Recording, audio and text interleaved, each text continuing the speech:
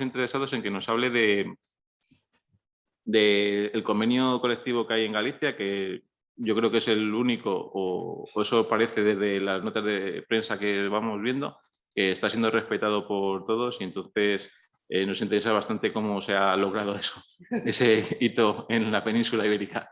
Entonces, nada, adelante, Francisco, muchas gracias. Bueno, muy buenas. Lo primero, agradecer que nos hayáis invitado.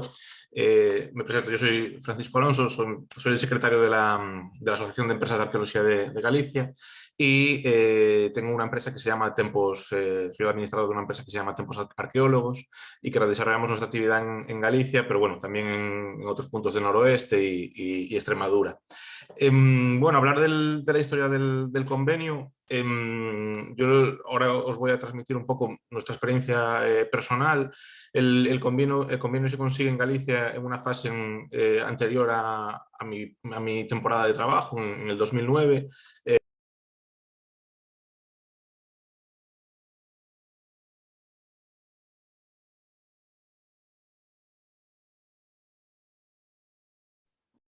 Francisco, se ha ido el audio. A ver, ahora mismo. Sí, creo que fue que se desactivó de la propia reunión. Nada, sigo. Se organiza una asamblea de trabajadores de la arqueología en Galicia, con anterioridad al año 2009. Esa propia asamblea, esos propios trabajadores, son a veces los que reclaman a los empresarios que se asociaran y pudieran formar el contrapunto para la negociación del convenio, y ahí se inician las negociaciones del primer convenio, ¿no? Que, como digo, tiene fecha del año 2009. Este convenio se logra por una asamblea muy activa. Hay que tener en cuenta que, bueno, antes de la crisis había muchísimo trabajo, muchísimos trabajadores en Galicia, principalmente, muchísima obra pública, y digamos que llegó a haber grandes obras públicas con numerosas empresas de arqueología trabajando en el mismo proyecto. Pues son años en los que, por ejemplo, el corredor de la comarca del Morrazo, el corredor del Morrazo, tiene numerosos yacimientos afectados, numerosos sondeos, excavaciones, y digamos que había decenas de arqueólogos a la vez en un mismo proyecto, no sé si incluso llegarían a la centena, trabajando, y ahí se fue labrando el germen, ¿no? Con ese sindicato y con esa asamblea muy numerosa, con muy buena representación, se empieza a negociar este convenio, y el convenio desde ese momento sufre alguna modificación, sufre sobre todo adaptaciones salariales, actualizaciones y demás. Podemos decir que no es el convenio ideal. De hecho, ahora mismo se acaba de reunir hace un mes la comisión paritaria y se decidió redactar, y con las nuevas circunstancias que estamos viviendo, inflación, crisis, etcétera, se va a negociar un nuevo convenio adaptado a los nuevos tiempos, pero digamos que desde ese momento, no de manera perfecta, pero sí que el convenio ha venido funcionando en Galicia hasta nuestros días. Digamos que al tener un sindicato muy activo, toda aquella empresa que no lo respetara o que hubiera algún problema con ella, pues a través del sindicato bien se acudía a inspección laboral o bien hablando con ellos y organizando a los trabajadores, pues siempre que no se respetaba ese convenio se actuaba. Y después también hay que comentar que el convenio y esta asamblea activa también supuso una mejora de otros aspectos, no solo salariales y laborales. Por ejemplo, al principio los empresarios tenían, como ya digo, no era una fase en la que estaba yo, pero sí que me han transmitido que también tenían mucho miedo en el sentido de forjar unos salarios mínimos, y que eso les llevase a no ser capaces de llevar adelante su empresa, ¿no?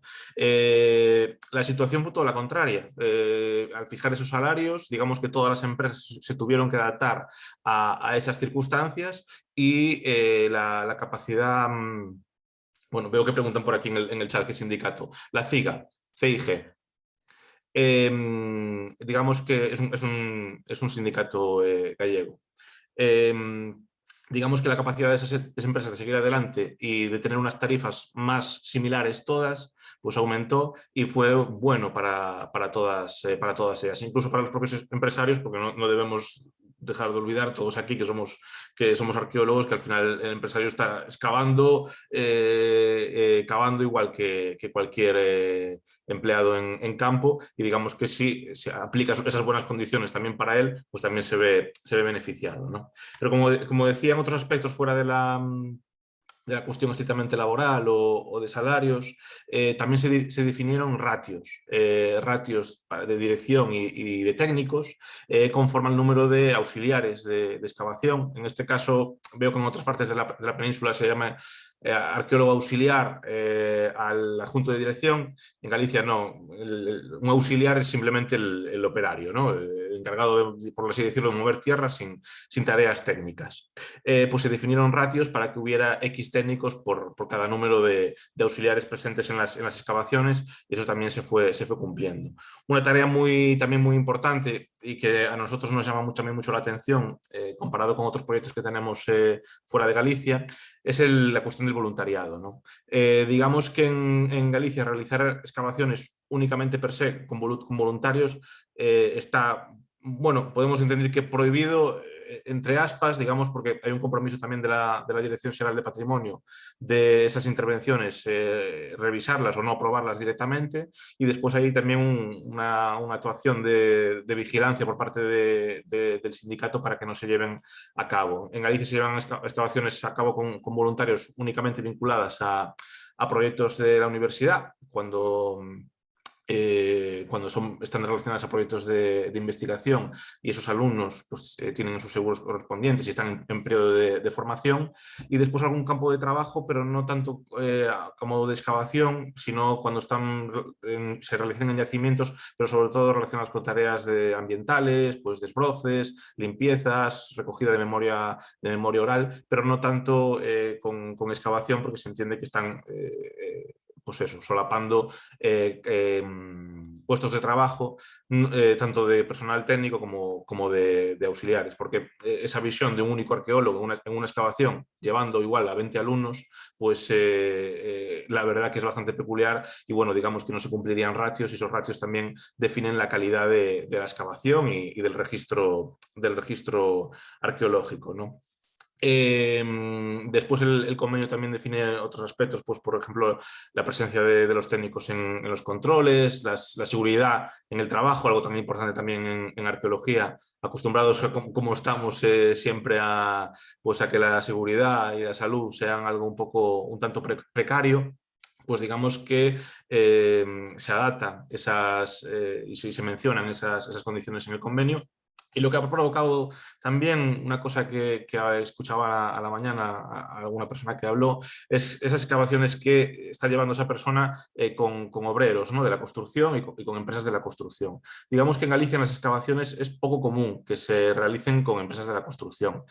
Si hay una excavación que, por ejemplo, pues una rehabilitación, pongamos, de un castillo que lleva una empresa de la construcción, lo normal es que subcontrate a una empresa de arqueología. Se dan esos casos en los que un autónomo con algún compañero que le eche una mano puede llevar una excavación con obreros de la construcción, pero digamos que no es lo más habitual. Por ejemplo, en una ciudad que tiene mucho movimiento arqueológico como es Vigo, allí hay excavaciones en área de manera continua, y son varias las empresas de arqueología con sus técnicos y sus peones con experiencia arqueológica los que realizan esas excavaciones de continuo. Como ya digo, es poco común hacerlo con peones de la construcción que no tienen experiencia, y que el resultado también va a ser pues mucho peor, ¿no? En esos casos, autónomos, por ejemplo, que igual no tienen la capacidad de contratar y de gestionar todas esas intervenciones, a veces lo que se suele hacer es llegar a un acuerdo entre el autónomo y una empresa de arqueología que sí que tenga capacidad de contratación, y gestionar entre los dos, igual el autónomo con la dirección y la empresa llevando simplemente parte técnica y excavación, y sacar adelante esa intervención, pero intentar que no una empresa de la construcción pues ocupe el pequeño nicho de mercado que podemos tener los arqueólogos, ¿no?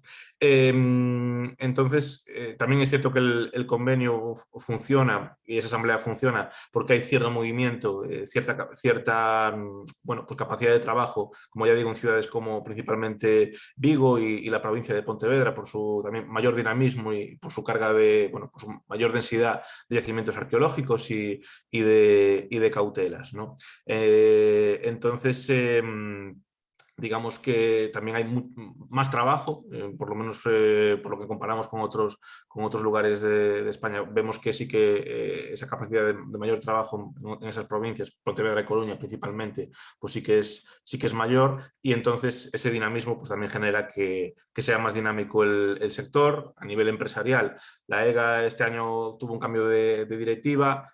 Somos ahora mismo estaremos en unos 20 asociados entre autónomos y empresas. Y el sindicato también, ahora con una nueva generación de arqueólogos, la última asamblea, bueno, como todo tiene sus altos y sus bajos, ¿no? Había tenido pues en los últimos años menos movimiento, pero la última asamblea pues ya fue bastante representativa y se están tomando diferentes pasos pues para mejorar las condiciones de todos, de empleados y empresarios, que de eso se trata.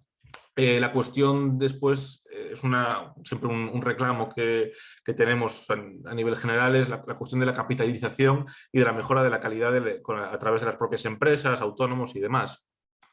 Siempre, bueno, la Asociación de Empresarios, siempre que tiene reuniones pues, con la Xunta y con otras administraciones, lo que intenta transmitir es que si los proyectos que ellos sacan y los contratos que por lo menos ellos sacan, no hay una capacidad de que la empresa tenga cierta capitalización, cierto beneficio, no puede reinvertir ese beneficio en la propia calidad de la excavación y no tendrá innovación, no aplicará, pues no realizará estudios de calidad, etcétera, ¿no? Ese es un reclamo que tenemos siempre de continuo, no siempre atendido, pero bueno, que es una vieja reclamación que tenemos desde la asociación, pues eso, nuevas técnicas, nuevas investigaciones que, como también se habló esta mañana, siempre tienen que salir de las horas del propio arqueólogo, fines de semana o horas extra para formarse, pero que también son las empresas las que tendrían que tener la capacidad pues, de poder comprar un todoterreno,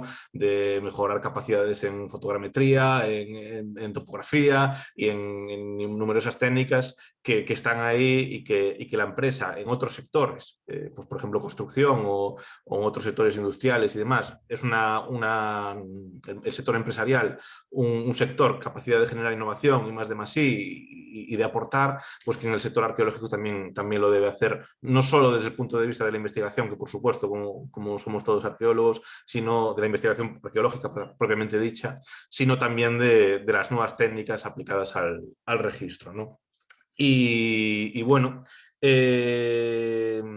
no sé, quería también dejar así un poco de tiempo para preguntas, un poco de debate. A mí también me llama mucho la atención, por ejemplo, que en otros lugares donde hay convenios, no se respete y no funcione, porque digamos que aquí siempre que se acudió a la inspección de trabajo y en otros sectores en los que hay convenio, pues sectores industriales que podemos conocer y construcción y demás, esos convenios, pues a través de inspección de trabajo se suelen respetar. Siempre hay casos, siempre hay empresas que no lo hacen, por supuesto, y demás, pero de manera genérica suele ser así, ¿no? Y cuando no es el caso, pues se denuncia y se actúa, no siempre igual con la celeridad que se debería o necesaria, pero vamos, que se suele conseguir. No de la manera perfecta, pero el convenio va funcionando, se va aplicando y lo que ya indicaba, esas tarifas que están aplicando empresas y autónomos en la contratación también ayudan a que un autónomo, aunque trabaje él solo, llevando sus controles o sus pequeños sondeos, también actualice precios y esté más acorde con el mercado que sin tener ese convenio, ¿no? Entonces, la verdad que para nosotros yo soy consciente plenamente de que mi generación debe muchísimo a la generación que negoció el primer convenio en Galicia, y creo que a nivel estatal lo ideal que se iba a tratar aquí es crear un convenio a nivel estatal que siempre pueda ser mejorado con los convenios autonómicos, ¿no? La experiencia gallega es muy buena, enriquecedora para el sector. Tenemos arqueólogos no autónomos, empleados que llevan viviendo mucho tiempo de la arqueología, bueno, relativamente bien, si es que se puede decir eso viviendo de la arqueología, ¿no? Como empleados de varias empresas y de varios autónomos con trabajo fijo durante todo el año y demás. Y digamos que pienso que es algo que es necesario a nivel estatal y que deberíamos tratar con bastante celeridad. Ya llegamos muy tarde y por eso enhorabuena también a la plataforma por todo el trabajo que estáis haciendo.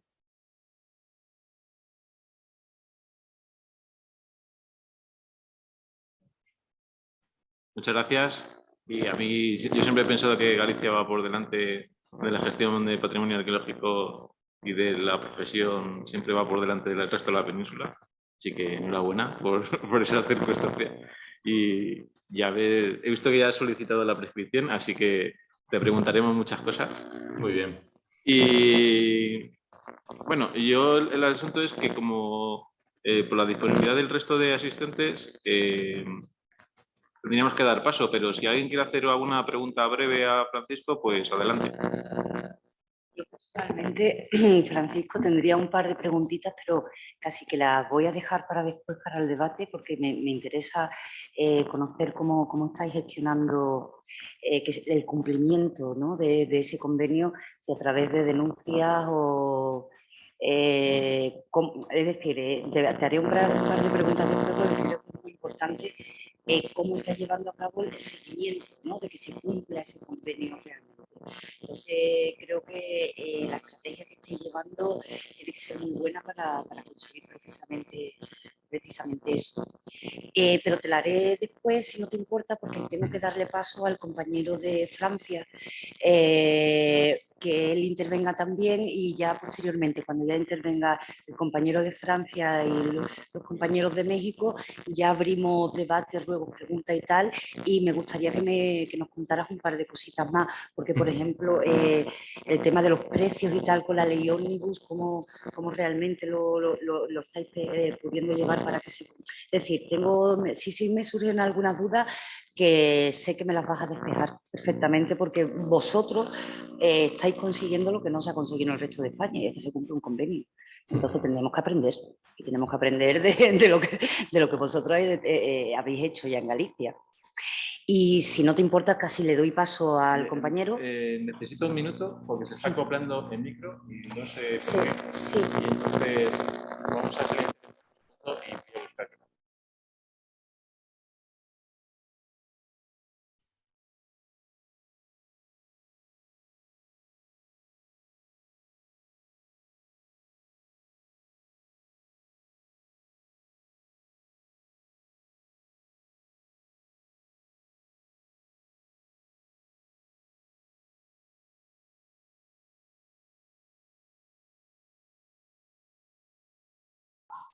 Hola, hola.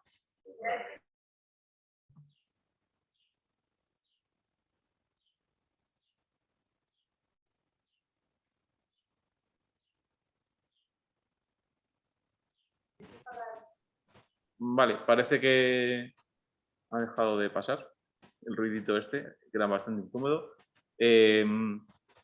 Adelante. Venga.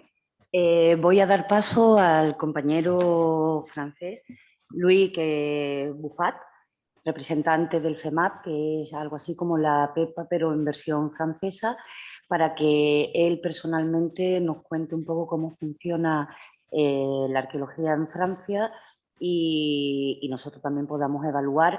De hecho, estamos hablando para llegar a un acuerdo y firmar una unión efectiva entre los arqueólogos españoles y los arqueólogos franceses para la lucha por la dignidad de la profesión. Doy paso, por tanto, a Louis Buffat. Bonsoir. Louis. Bonsoir. Bonsoir. Buenas tardes a Buenas todos y a tardes. todas. Y gracias por vuestra invitación. Intentaré hablar español, pero mi español es muy débil. No te preocupes, te entendí perfectamente el día que tuvimos la reunión, así que habla libremente, que te vamos a entender. Sí, gracias. Primo, tal vez hablar de la legislación en Francia, donde el Estado es muy poderoso hay una única ley para la arqueología en Francia. Hay también actores públicos y actores privados en la arqueología, pero principalmente actores publicados. Es decir, en Francia, l'INRAP, que tal vez vosotros conoces, es un instituto publicado de 2.000 personas que trabajan en lo que llamamos arqueología preventiva. Es la estructura principal de la arqueología preventiva en Francia. Pero también hay servicios públicos de municipio, por ejemplo, que son miles, más o menos, en Francia, que son numerosos también. Y las empresas que represento hoy aquí son 700 arqueólogos, más o menos. Desde un año hay una organización, la FEMAP, y soy el presidente de esta organización. Y hay más o menos 15 empresas de arqueología en Francia. Un punto importante es que cada empresa de arqueología necesita una habilitación del Estado central desde París. Es una habilitación de 5 años que da el Estado, que el Estado puede también traer.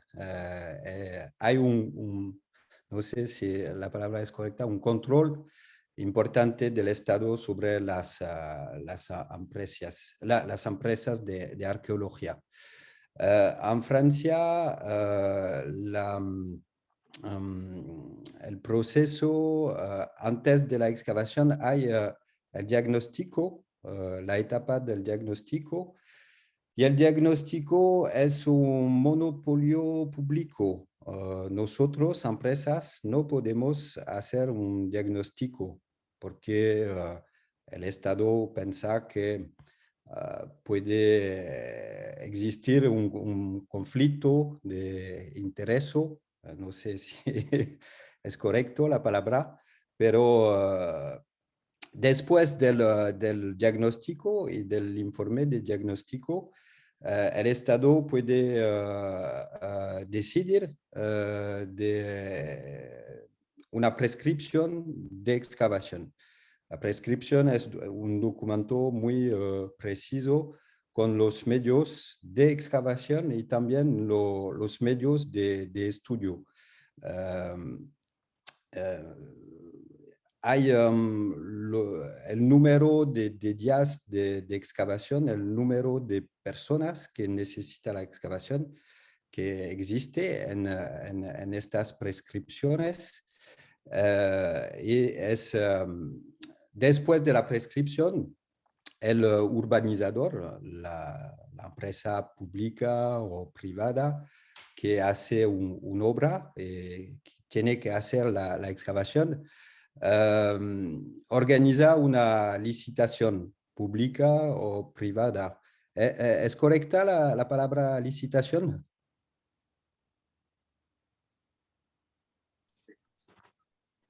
Bueno, Sí. una licitación. Y un concurso, y en el concurso hay evidentemente criterios económicos que mira mucho el urbanizador, pero hay también criterios científicos y los servicios del Estado pueden invalidar un proyecto si el jefe de la excavación no es un buen arqueólogo o si falta una especialidad, porque hay también las especialidades que que están enumeradas en las prescripciones. Bueno, el sistema en Francia funciona hoy, pero estamos buscando un equilibrio porque las empresas son, las empresas públicas son muy poderosas y el INRAP, y no es fácil para las empresas vivir hoy en Francia. Hay problemas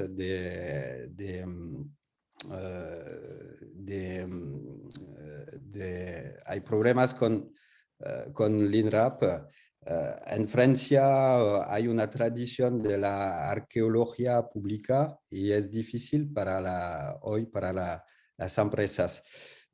También ahora las empresas son al acabado, al inicio, hay empresas pequeñas, pero hoy hay sobre todo empresas grandes porque el Estado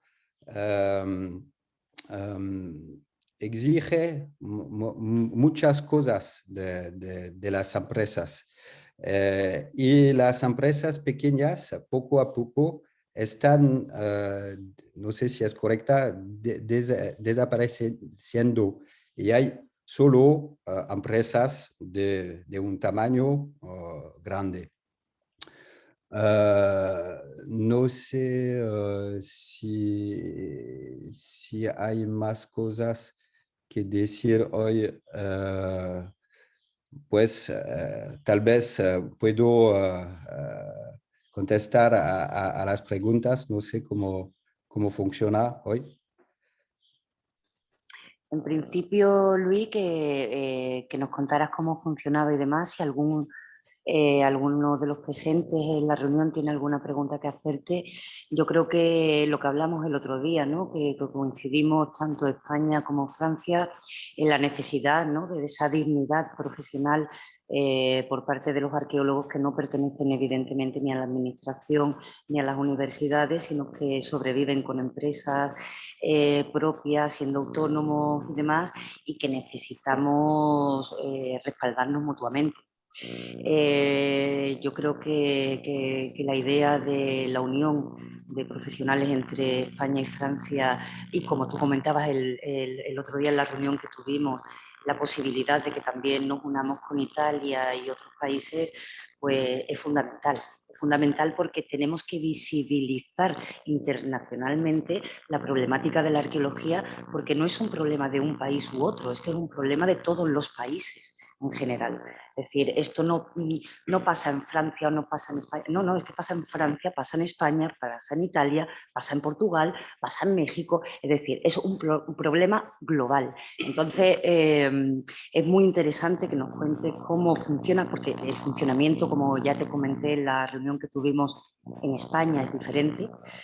Es una selva. Realmente en España la arqueología es selvática, con multitud de legislaciones, al contrario que vosotros, pero al final acabamos entre que uno, porque tiene una legislación férrea y muy agarrada desde el Estado, y otro, porque esto es una selva salvaje, al final acabamos teniendo los mismos problemas. Es decir, compartimos problemáticas comunes de profesionales de un país y otro, y de los que se nos sigan sumando, porque me consta que Italia está igual, me consta que Portugal también, es decir, somos en general la profesión de la arqueología es una profesión muy vapuleada en todos los países.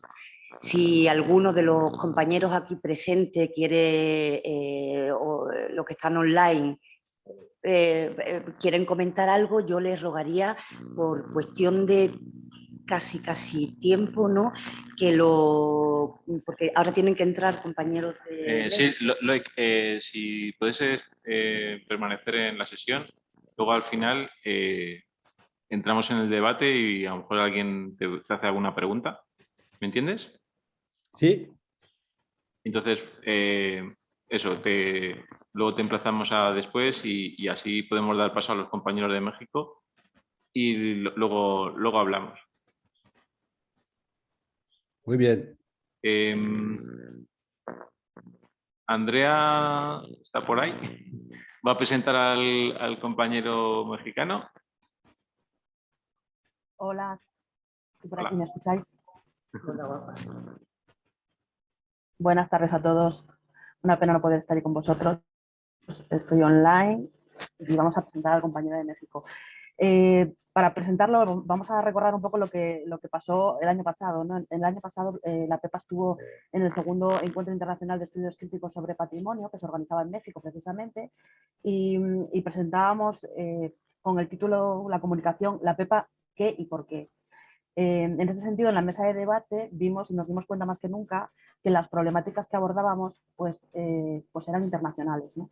Y en ese sentido nos parecía interesante pues, que los compañeros de México estuviesen presentes ahora en esta reunión, y es por eso que nos acompaña Juan Tónchez, que era el coordinador de aquel evento en ese momento, y que esperamos que, Juan, bienvenido, nos alegra mucho que estés con nosotros, que nos expongas un poco pues, la problemática y lo que nos puedes aportar de lo mismo que ocurre en otros sectores a nivel internacional en México también.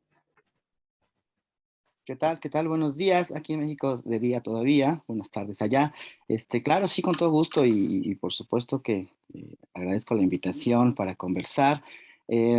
Traje una presentación como muy rápida, pretendo hacerlo muy rápido, para dar el panorama general, sobre todo de la parte de la legislación en México. Creo que ahí me conecto un poco con lo que se ha visto hoy, precisamente para entender esta forma tan peculiar que tiene el Estado mexicano de entender el trabajo arqueológico, y que creo que explica mucho de lo que está pasando en términos laborales con la arqueología en México. Y entonces, bueno, para no hacer un preámbulo demasiado largo, comparto pantalla, si me lo pueden permitir, en la administración de la sala, mientras, bueno, mandarles un abrazo y ojalá nos podamos ver pronto en persona, ¿no? Por lo pronto, gracias a estas reuniones virtuales es más sencillo conocernos.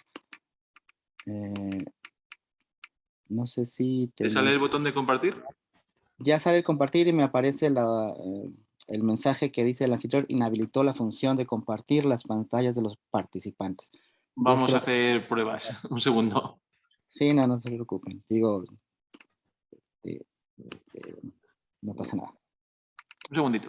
Y bueno, mientras les puedo comentar este tema respecto a lo que está pasando en términos del trabajo arqueológico en México, y que precisamente en estos días está teniendo una relevancia de nuevo en medios a raíz de un proceso de privatización del trabajo arqueológico, ¿no? Lo vamos a ver con detalle en las imágenes, pero que queda muy bien esta reunión con ustedes para precisamente visibilizar esta problemática y el movimiento que algunos compañeros están llevando a cabo en estos momentos, en estos días, para precisamente, y lo dicen bien, me gusta mucho el hashtag que usan, esta dignificación de la profesión, ¿no?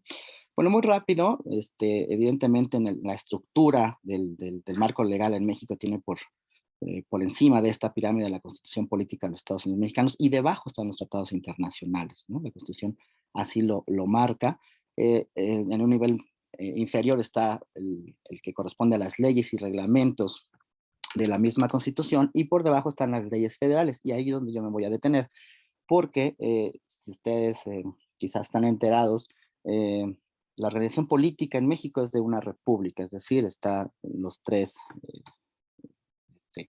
ámbitos del gobierno: el ejecutivo, el legislativo y el judicial, y está organizada la estructura del país a través de estados relativamente independientes que forman parte de una federación. Entonces, esta tradición centralista, ¿no?, y federalista del país constituye o construye legislaciones,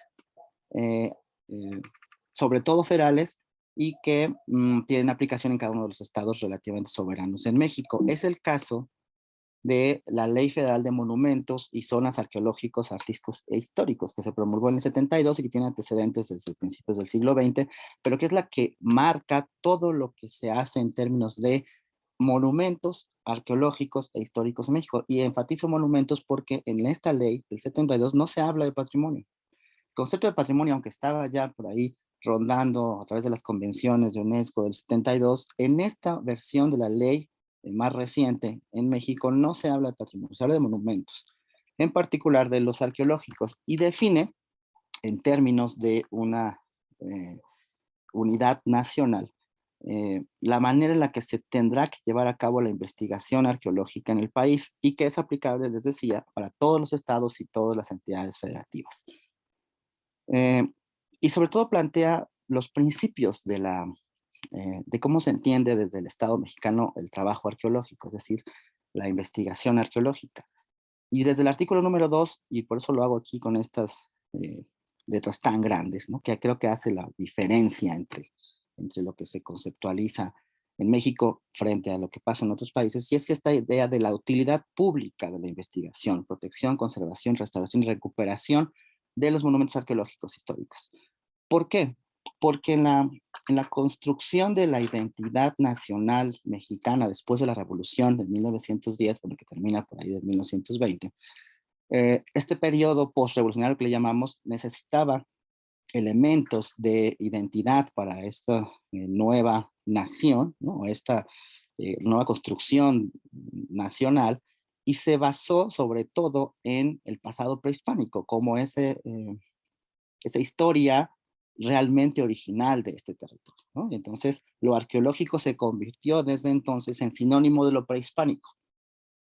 Eso es interesante porque precisamente la ley federal marca como bienes o monumentos arqueológicos aquellos anteriores al establecimiento de la hispánica en el territorio nacional.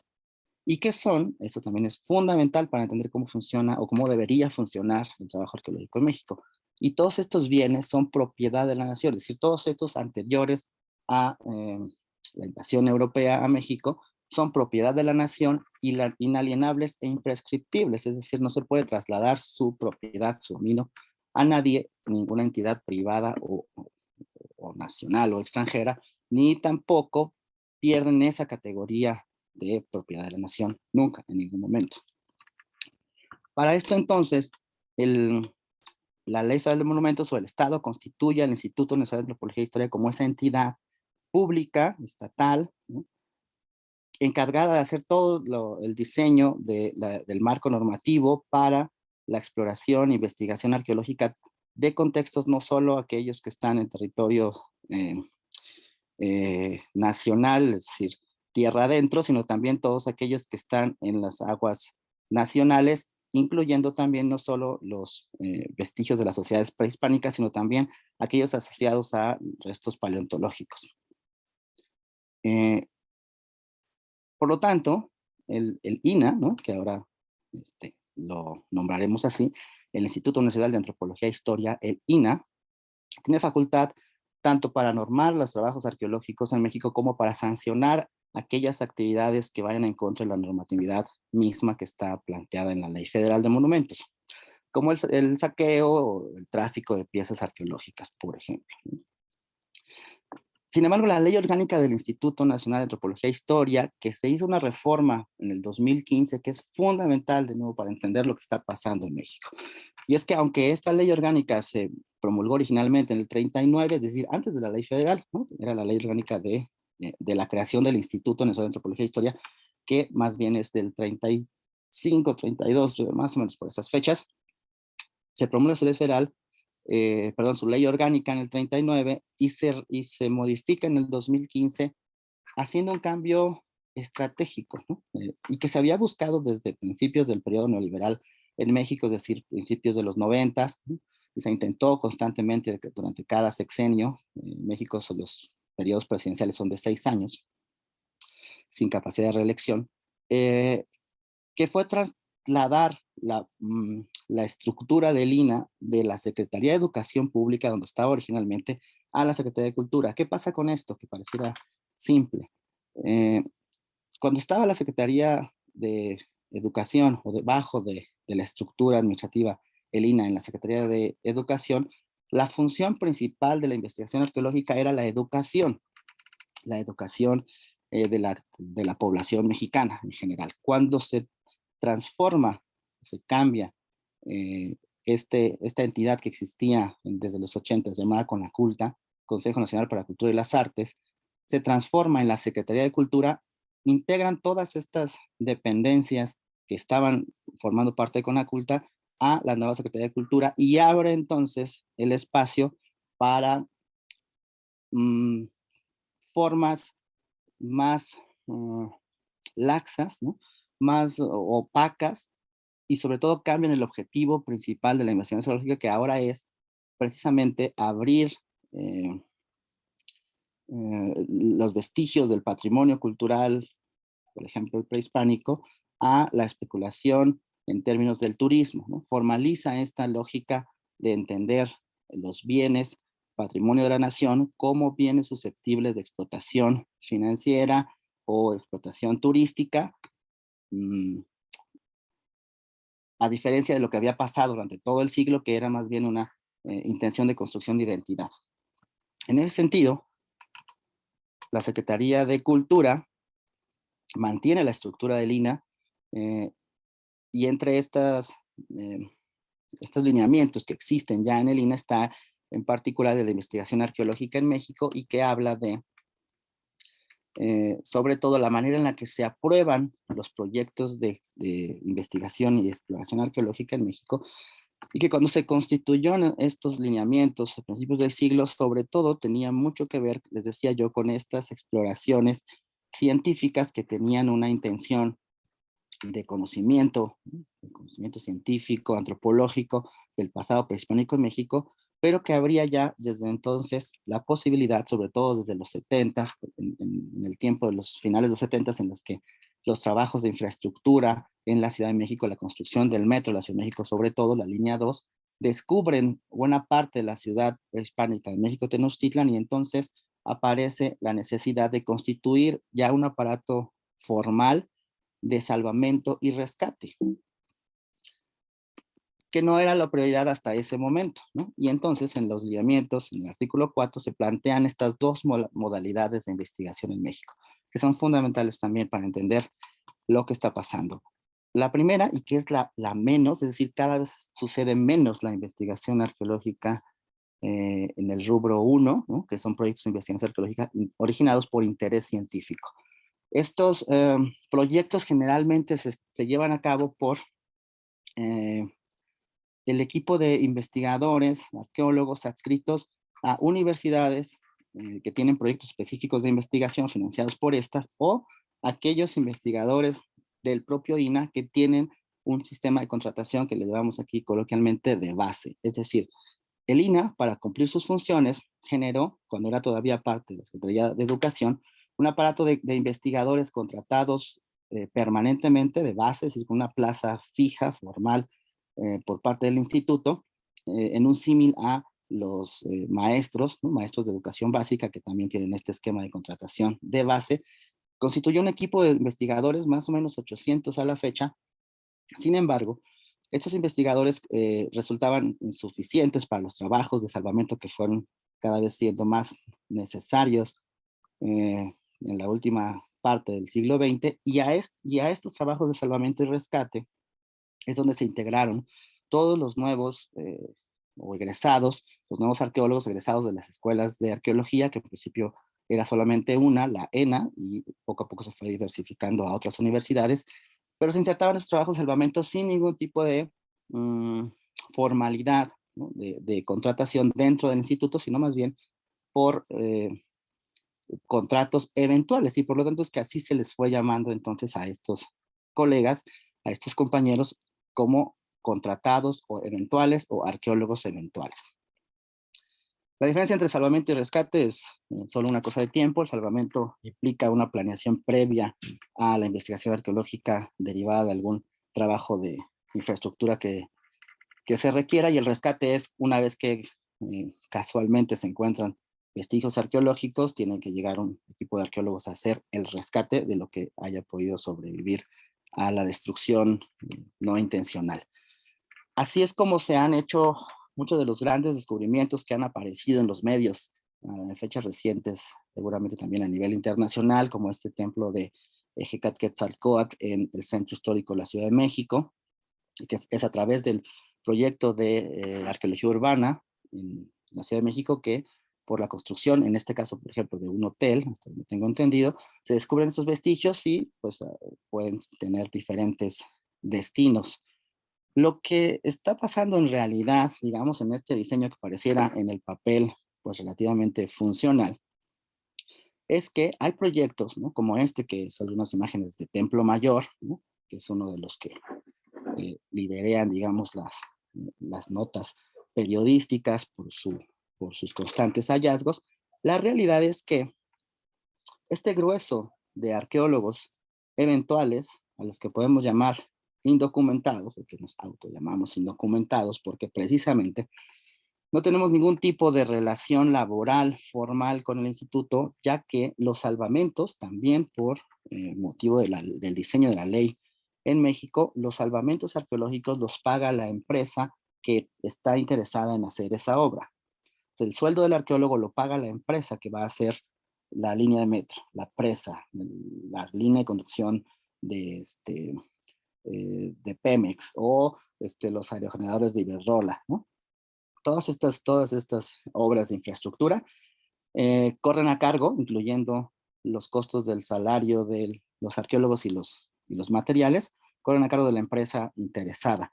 El INAH, como aparato burocrático, se encarga de la normatividad y el seguimiento de esos trabajos, pero eso coloca a los compañeros desde siempre, porque no tienen una base fija en el INAH y no tienen, por lo tanto, la protección del Sindicato Nacional de Investigadores del INAH, ni de ninguna otra entidad que les proporcione un respaldo gremial, dejan en el limbo a estos trabajadores porque sin problema, tanto la empresa que deposita el dinero que cuesta la exploración arqueológica en una cuenta concentradora que tiene el INAH, es decir, no se lo da directamente a los arqueólogos, sino a una cuenta concentradora del INAH, se desligan de la responsabilidad laboral con los arqueólogos, asumiendo que pues no tienen una relación directa ahí, no hay un contrato formado por ninguna de las partes entre el arqueólogo y la empresa, pero tampoco el INAH asume que tiene una relación laboral con los arqueólogos porque dicen, bueno, yo no te estoy pagando, ¿no? Te está pagando otra entidad, y con el INAH a veces se firma algún tipo de contrato y a veces no, o a veces estos contratos son difícilmente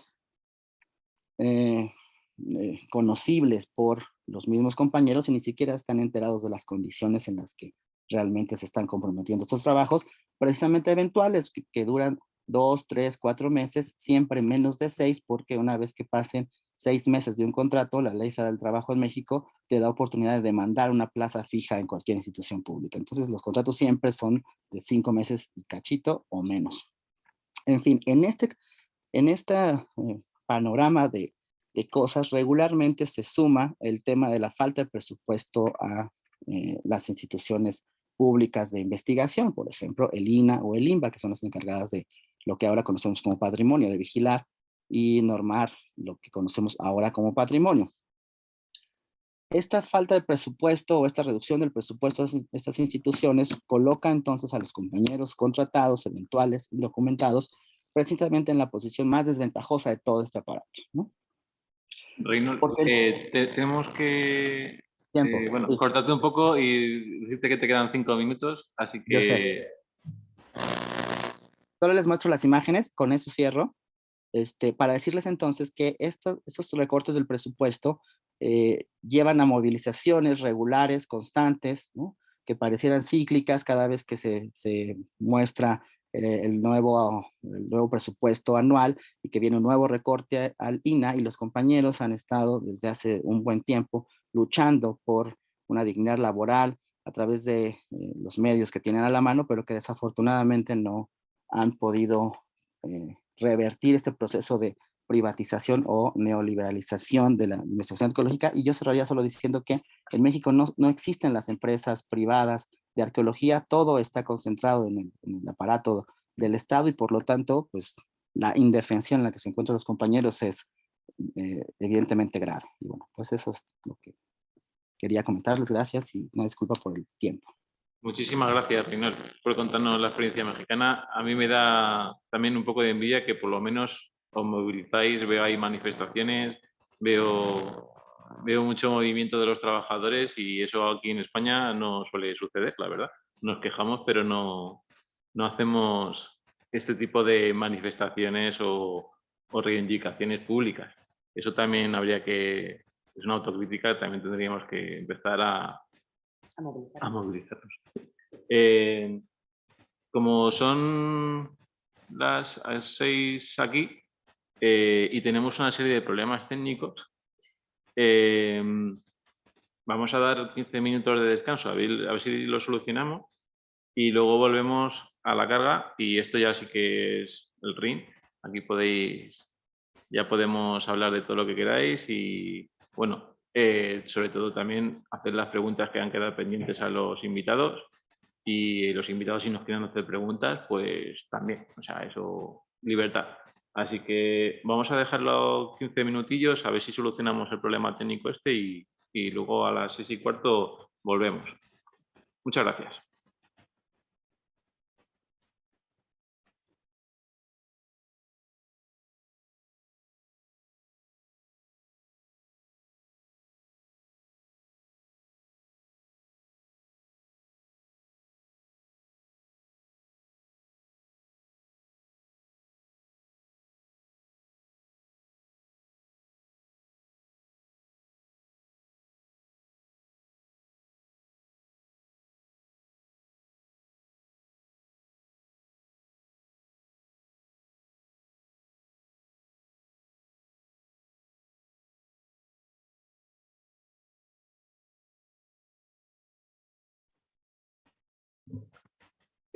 Hola, hemos vuelto. Parece que hemos solucionado los problemas técnicos. ¿Se nos escucha bien? ¿Alguna respuesta en el chat? Bien.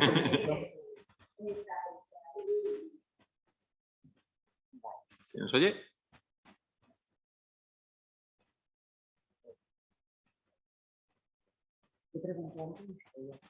Vale, pues vamos a...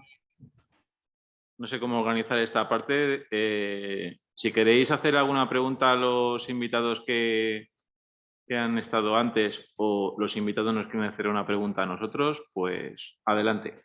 Antes no hemos hecho mucho caso. Creo que es mejor pedir la palabra por el chat, porque las manitas esas que tiene la opción Zoom no las veo muy bien. Así que poner pido palabra en el chat y así sabemos el orden en el que se puede participar, ¿vale? Empezamos. Adelante.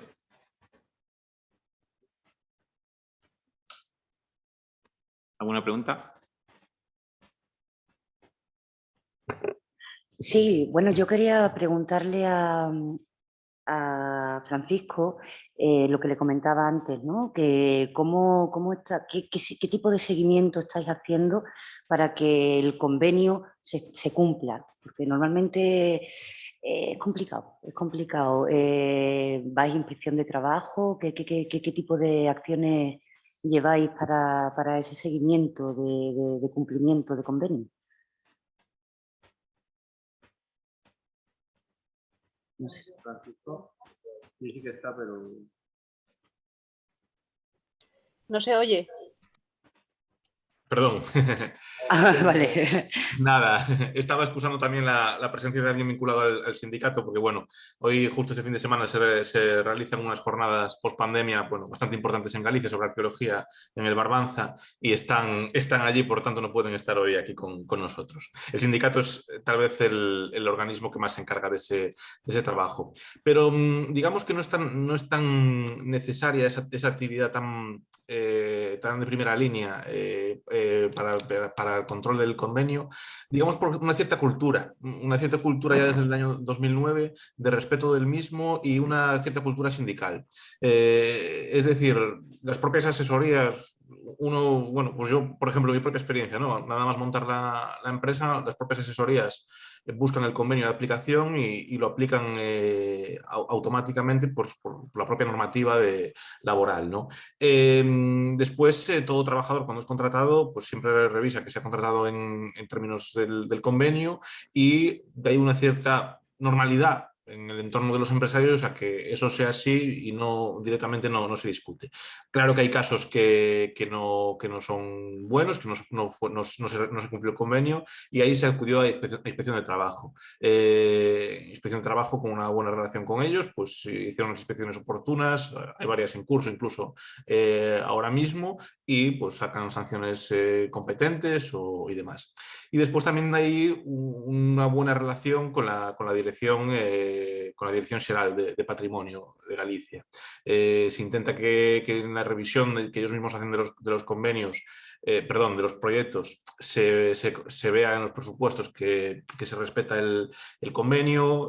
Intentamos hacer pedagogía para que ellos mismos en sus licitaciones lo tengan en cuenta y todos los costes que hay y bueno, a través de esas medidas la verdad que la visión general es positiva. La mayoría de empresas. Me llamaba mucho también la atención que en Francia, por ejemplo, haya 15 empresas de arqueología y en la Asociación Empresarial Galega seamos 20, ¿no? Entre empresas y autónomos, pero que todos contratan y que todos tienen sus trabajos en un territorio mucho más pequeño y con mucha menos población, ¿no?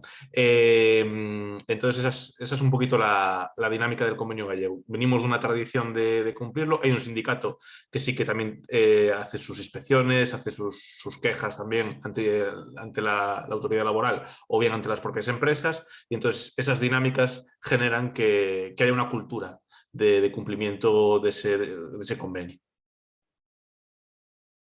Muchas gracias, Francisco. Y ahora tengo una preguntita para Luis. Víctor. Vale, le damos la palabra a Víctor que quiere intervenir antes de pasar a hacerle la pregunta a Luis.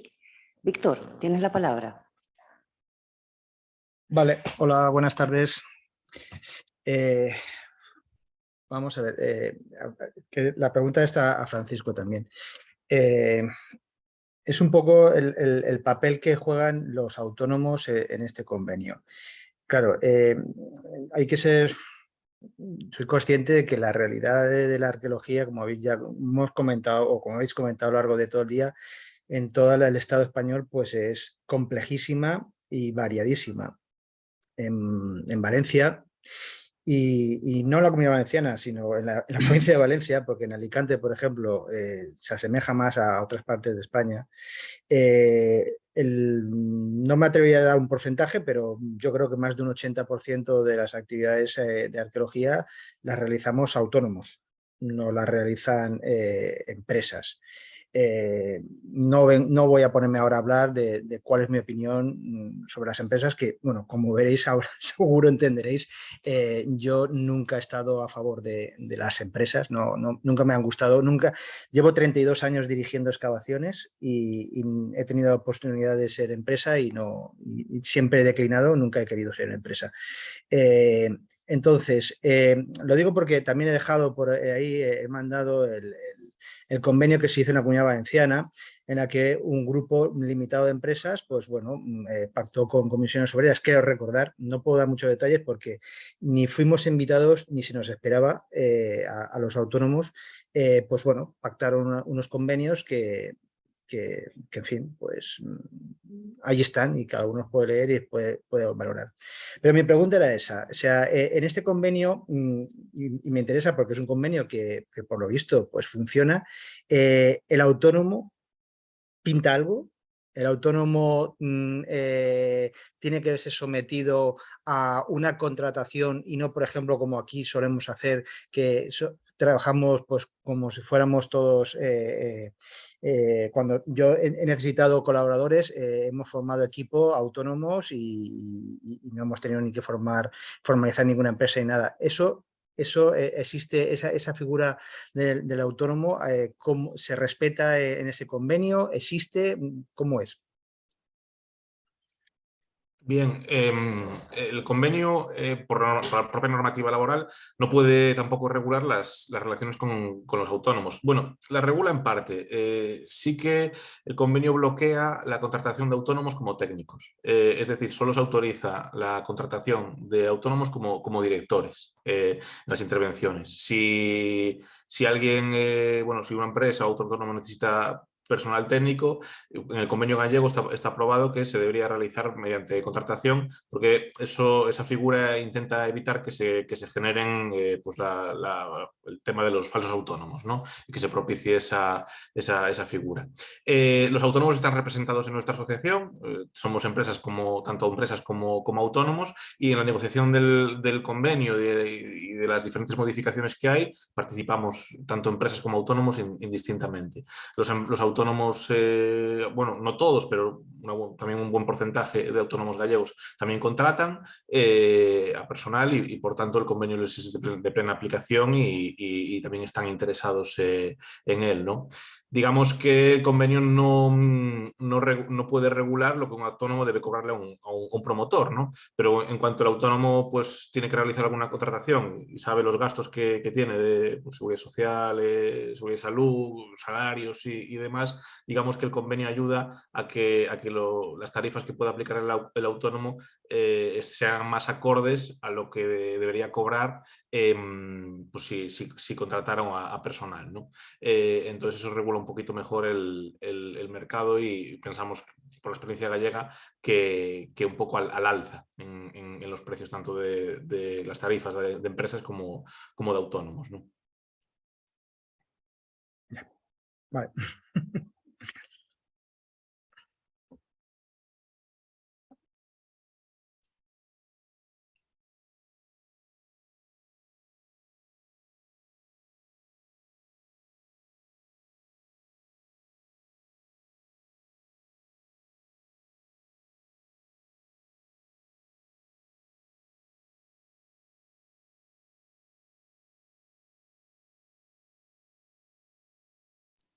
No los escuchamos. Creo que están hablando desde allá.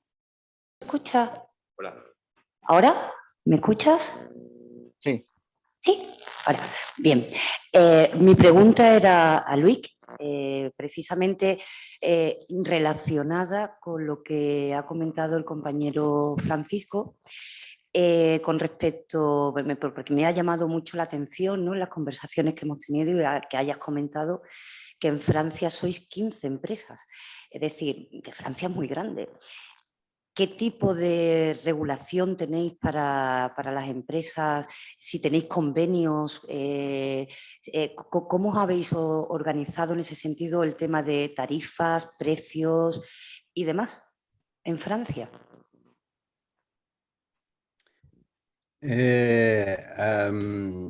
Hay un número, hay pocas empresas en Francia, pero son ahora fuertes, grandes. Hay una empresa, EVA, que de 300 personas ahora.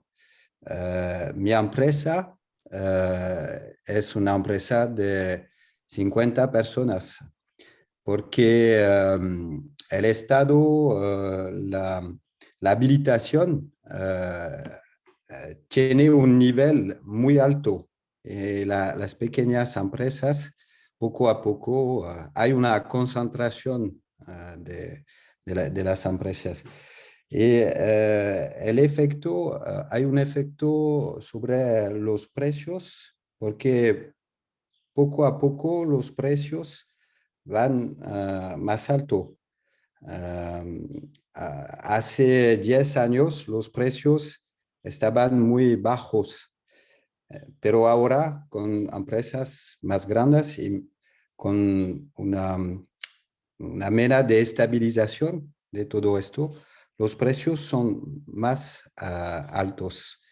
Pero, por supuesto, en la federación no hay acuerdos sobre los precios. No es a un nivel legal. No es bueno, no es el intento de la federación trabajar sobre los precios, pero poco a poco los precios van más altos. Enhorabuena, porque en España ocurre todo lo contrario, los precios cada vez, o sea, se están bajando los presupuestos porque esto se ha convertido prácticamente en una selva desde que apareció en el año 2011 la ley Ómnibus, que retiraba el tema de las tarifas para los profesionales. Entonces, al no haber un mínimo para los profesionales, pues esto se ha vuelto una selva, ¿no? Y los precios, yo he llegado a ver precios que te echan las manos a la cabeza, como por un presupuesto como ese te vas a meter en un lío de una intervención arqueológica con todo lo que conlleva una intervención arqueológica, ¿no? Y eso parece, no sé cómo os organizáis, y esta pregunta también es para el compañero mexicano, para esos trabajadores que no pertenecen al INAP, y cómo os organizáis un poco para conseguir que esos precios estén al alza, mientras que en otros países estamos prácticamente que cobramos lo mínimo, ¿no? Pero lo mínimo de lo mínimo de lo mínimo. Que muchas veces hay profesionales que arrojan la toalla porque no merece la pena trabajar con la implicación que tiene la investigación arqueológica por 600 euros o menos, ¿no?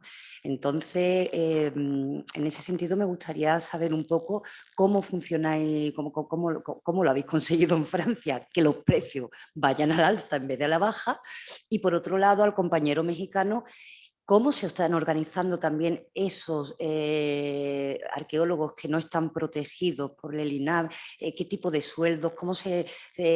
¿También ellos van, como nosotros, por presentación de presupuestos, que te acepten, que no? ¿Qué efecto está teniendo? Mi pregunta un poco es para los dos, para ver cómo os habéis organizado en tema de presupuestos para proyectos arqueológicos, tanto en Francia como en México.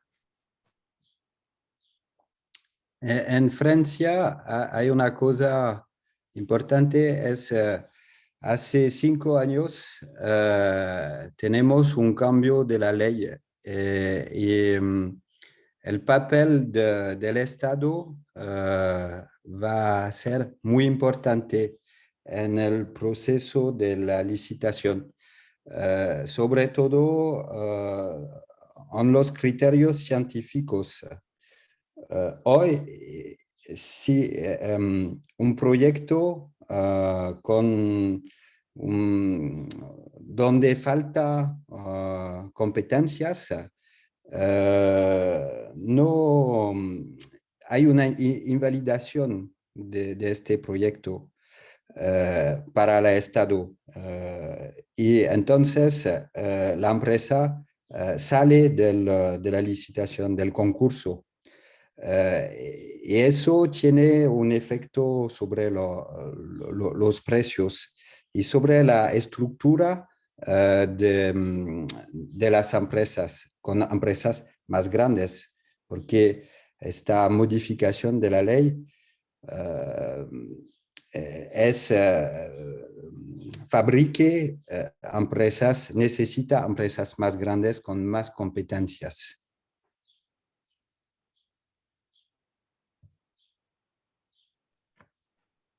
¿Y vosotros, compañero mexicano, cómo están sobreviviendo esos compañeros que están desarropados? Pues es que es muy particular, por eso me interesaba plantear esta idea de la potestad estatal del trabajo arqueológico, porque eso cambia todo. Por ejemplo, en México, les decía yo, no existen empresas, ni existe la posibilidad de tener empresas arqueológicas, ¿no? Empresas de arqueología, porque la misma ley plantea que es una potestad del Estado la investigación arqueológica. Solo la puede hacer el Estado a través del INAH, que es la institución que se creó para eso. Nadie más puede hacer arqueología, no puede haber particulares haciendo arqueología, de hecho hacerlo es un delito federal, ¿no? Tipificado al grado del narcotráfico, por ejemplo, ¿no? Por lo tanto, le decimos un monopolio del INAH, del aparato del Estado de trabajo arqueológico, lo cual podría ser bueno si se manejara en términos relativamente justos laboralmente la relación que tiene el instituto con nuestros trabajadores, con sus compañeros. ¿Y qué es lo que pasa realmente? Que los contratos que se hacen para estos colegas que trabajan en salvamento, sobre todo en salvamento, tienen todas las ventajas posibles. Y como el INAH es juez y parte, pues entonces al a los trabajadores no les queda otra más que aceptar esas condiciones, entre ellas un tabulador fijo de salarios. Es decir, es el INAH quien determina el tabulador, y esos tabuladores que no se cambian en años porque ni siquiera depende del INAH. Depende de la Secretaría de Hacienda y Crédito Público, que es la que estipula los cambios en los salarios a nivel federal. Entonces esos pueden quedar congelados durante años, ¿no? Y se van actualizando al parecer, o esa es la intención, a partir del aumento de la inflación, pero pues nunca son suficientes como para poder actualizarse al grado que el mercado avanza. ¿Qué es lo que pasa? Que como lo pagan las empresas particulares estos salarios, se compensa este costo porque también es que hay muchas leyes que están aquí en juego en el término arqueológico. Está por la ley de obras, por ejemplo, de obras públicas, a los trabajadores de una empresa constructora les tienen que pagar viáticos si están trabajando fuera de su localidad. Entonces le compensan a los arqueólogos con el pago de viáticos por estar haciendo trabajos fuera de su localidad de residencia, y eso, digamos que nivela o hace mucho más alto el costo del salario, ¿no? El problema es que no son contratos continuos, y otra condición también muy particular en México es que, de nuevo, como solamente el Estado puede hacer trabajo de investigación arqueológica, solamente se puede, un egresado de arqueología de cualquiera de las escuelas del país, solo puede hacer arqueología y trabajar para el INAH. No tiene oportunidad de trabajar en ninguna otra instancia haciendo arqueología. No puede hacerlo de manera independiente, sino solamente adscrito de alguna manera autorizado por el INAH. Es un aparato férreo, ¿no? Duro. Por eso no hay empresas en México de arqueología, y por eso es que las condiciones laborales de los compañeros son tan desventajosas, porque el instituto es, les decía yo, juez y parte, y no pareciera, mientras no cambie la ley, una manera de salir de esta trampa, ¿no? Gracias a los dos por la respuesta. Creo que la precarización, ¿no? De alguna manera, salvo en Francia, por lo que veo, que sí están al alza, pero la precarización es una cosa muy generalizada y muy global en nuestra profesión en todos los países. Creo que tenemos, y creo que hay intencionalidad, ¿no? Por parte de los estados, de alguna manera, que esta precarización de los trabajadores del patrimonio continúe, porque de alguna manera favorece a la especulación de constructoras, promotoras y demás. Es mucho más sencillo para los estados que esto sea un campo sin vallar, que estemos en las condiciones que estamos, y porque es que llama la atención que la problemática sea global. En todos los países los arqueólogos como profesión estemos en ese sentido tan machacados, ¿no? Entonces, no quiero pensar mal, pero es que hay que pensar un poquito mal viendo lo que estamos viendo. Bueno, si alguien más quiere comentar, por favor.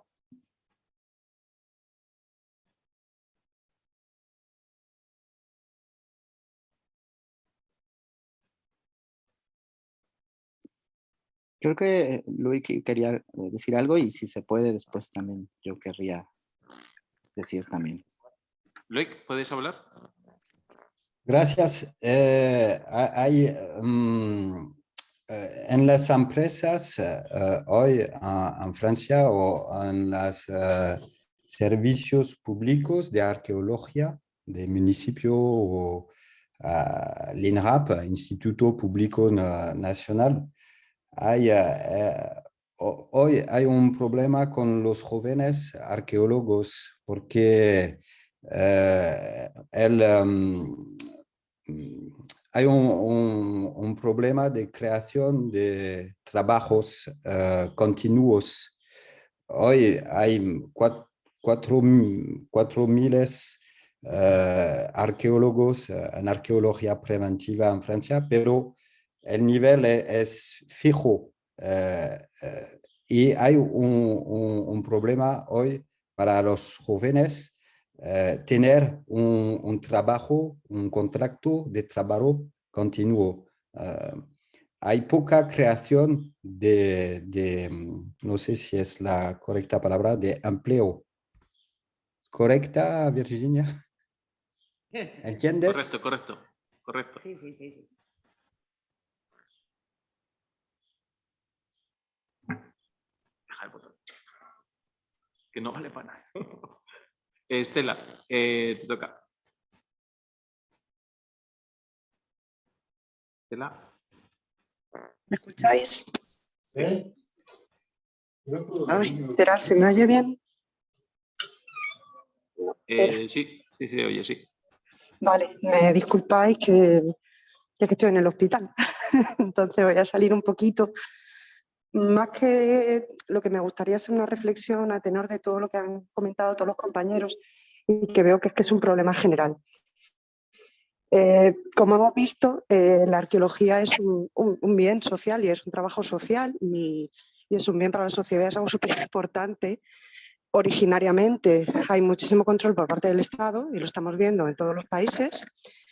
Ese control del Estado se mantiene, pero es imposible que se mantenga con la cantidad de efectivos que tiene el Estado. Entonces ahí entramos, principalmente en España, estoy viendo que en los demás sitios igual, los arqueólogos de campo. La gente que estamos en arqueología preventiva, la gente que estamos pues, haciendo la calle. ¿Qué es lo que pasa? El problema que yo veo que tenemos que, claro, nosotros estamos haciendo un trabajo que es de interés social y estamos contribuyendo al conocimiento y estamos con una cosa tan delicada como es el patrimonio arqueológico. Todo eso tutelado por parte del Estado.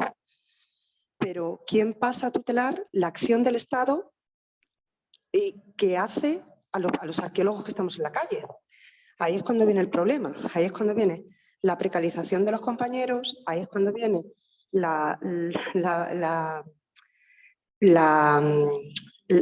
poco interés y el poco nombre que tenemos la profesión a nivel de calle, porque claro, la gente que está vinculada a la universidad, la gente que está vinculada a las administraciones públicas, trabaja maravillosamente, pero el problema viene con los arqueólogos que estamos a pie de obra, que tenemos que estar mediando entre una administración y un promotor privado, cuyos intereses son distintos, y nosotros tenemos que estar mediando y además defendiendo un patrimonio cuya tutela es deber del Estado. Y eso me parece que pasa en todos los países. O sea, en todos los sitios la tutela, el deber efectivo de tutela del patrimonio lo tiene el Estado. El Estado no tiene medios, no tiene mecanismos, entonces hace que los promotores privados sean los que paguen la obra, no hay personal tampoco, no es tampoco trabajo de investigación, sino que es trabajo preventivo y de protección y de salvamento y en muchos casos de último recurso y nos están utilizando a nosotros. Nos utilizan los arqueólogos que estamos en la calle, son los que estamos precarizados, los que estamos autónomos, los que da igual lo que digamos, porque en muchos casos tampoco se tiene en cuenta desde la institución nuestra opinión.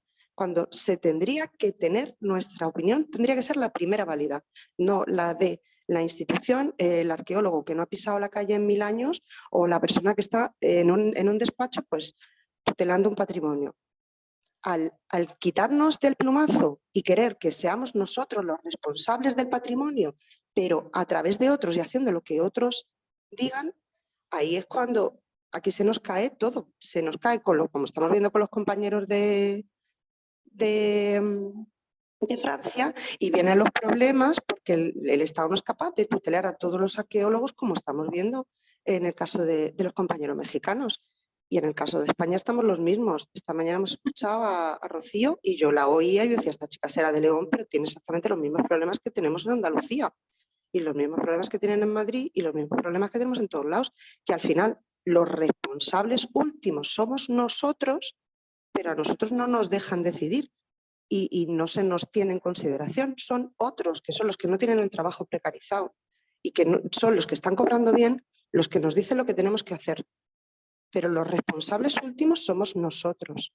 Y hasta que no pongamos los pies encima de la mesa, que es lo que estáis haciendo ahora, y yo lo agradezco, no vamos a ir a ningún sitio.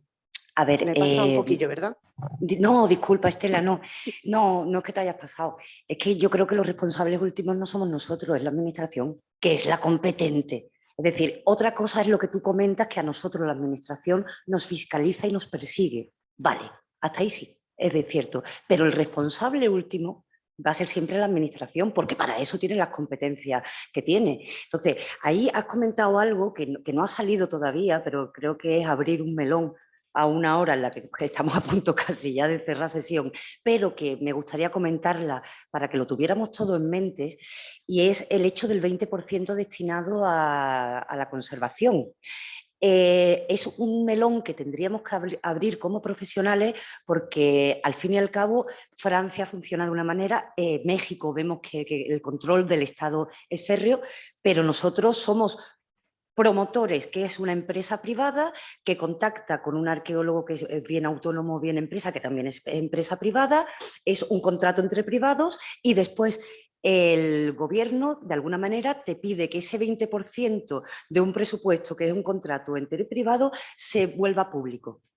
Entonces, yo creo que es un tema que también en futuras reuniones, ¿no?, tendríamos que poner sobre la mesa y tratarlo, porque yo no sé hasta qué punto puede una ley convertir en dinero público un dinero que se ha acordado entre privados, ¿no?, tanto promotoras por un lado como la empresa de arqueología o el arqueólogo por medio. Entonces, es un tema que tenemos que tener también muy presente, porque no se puede cargar sobre el arqueólogo, sobre el profesional, como intentan muchas administraciones, cargar las cuantías de, ya no solo el tema de conservación y demás, sino, no sé cómo estará pasando en otros lugares de España, pero por ejemplo el reglamento de aquí en Andalucía, que no aparece en reglamento, porque es que no aparece en normativa ninguna, pero después te llega una resolución de la administración que te dice que si es necesario el tema de contratar a un antropólogo físico porque te salga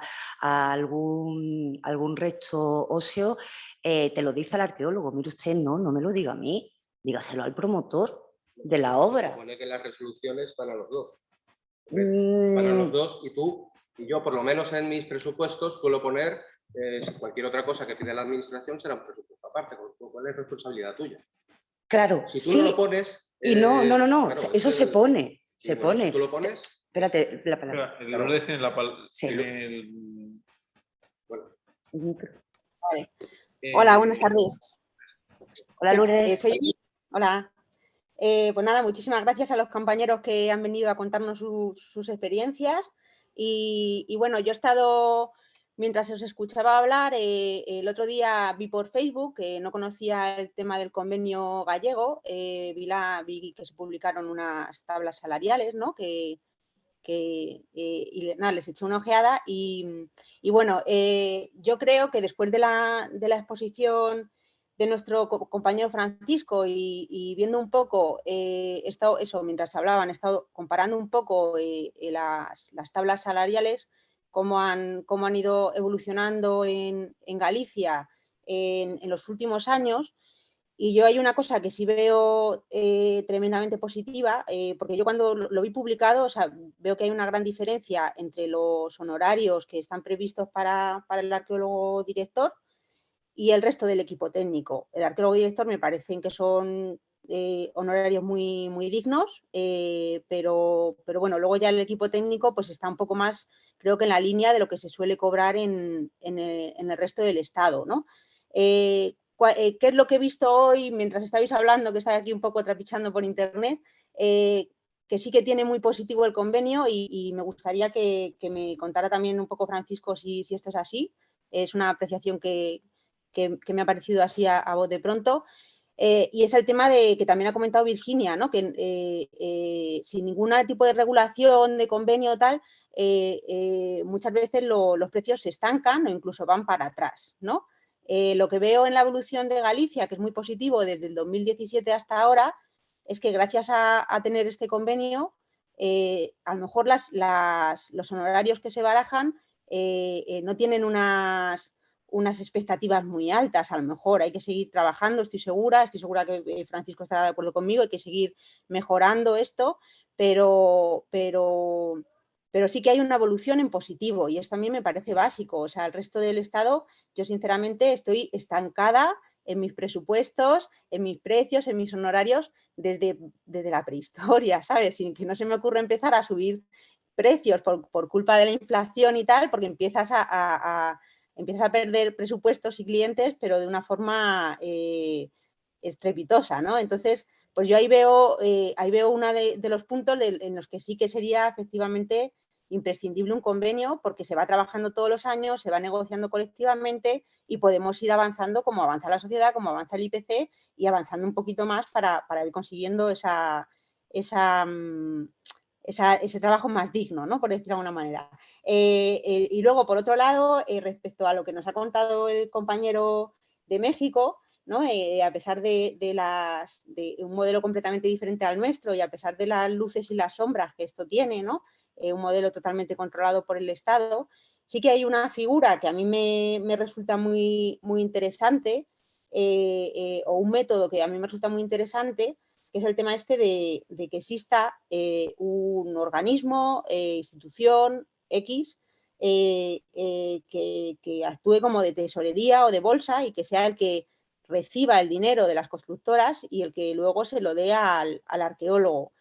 Yo creo que, vamos, yo personalmente me he encontrado con muchísimos problemas con constructoras porque utilizan, como ellos te pagan directamente, tú eres su sirviente y esto es objeto de una presión extra, ¿no? Porque ellos saben que tienen la sartén por el mango y mucho más cuando a lo mejor hay un proyecto grande o la cosa se complica y empieza a haber muchos pagos pendientes y esto lo utilizan como mecanismo de presión. O sea, yo sí que aprovecharía, intentaría estudiar este mecanismo de alguna manera o ver cómo se podría hacer para quitarnos esa relación directa, ¿no? Yo personalmente también, o sea, decir que en proyectos grandes que se han liado un poco, que estaban mal hechos los estudios previos y que luego han salido más yacimientos de lo que se preveían, con la complejidad que esto supone para las obras, no sé, o sea, las constructoras grandes en España están muy acostumbradas, o a mí me ha pasado ya en varias ocasiones con diferentes constructoras, a negociar los pagos finales como de una forma cuasi mafiosa. O sea, de decir, te debo 15.000, pues te voy a pagar 13, si los quieres ya, cógelos, y si no, pues recurrimos a otras instancias y ya veremos cuándo cobras. No sé si os habrá pasado a más compañeros, a mí me ha pasado 2 veces con 2 constructoras que no tenían nada que ver, la misma conversación. Y bueno, pues ya está, esas son un poco mis reflexiones. Gracias.